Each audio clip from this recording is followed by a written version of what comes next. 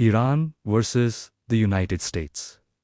In 2026, these two nations stand at a military crossroads. How do their armed forces really stack up? Let's break down the numbers, technology, and the realities of the ongoing conflict.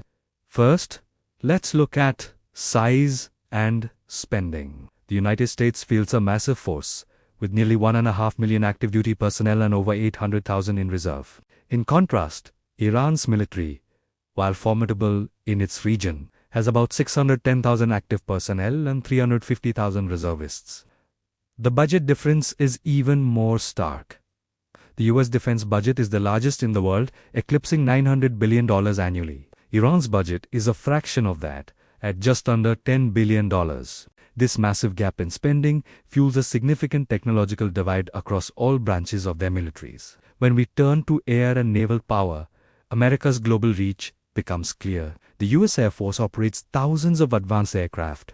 Now, let's talk about missile technology and asymmetric strategy. The United States possesses a sophisticated, multi-layered missile defense system and a vast arsenal of precision-guided long-range missiles. This technological edge allows for strikes with incredible accuracy from land, sea, or air. Iran has invested heavily in its own ballistic missile and drone programs, creating a powerful deterrent. While not as technologically advanced, these weapons give Iran the ability to strike targets across the Middle East, forming the core of its asymmetric warfare doctrine, designed to counter a superior conventional military force.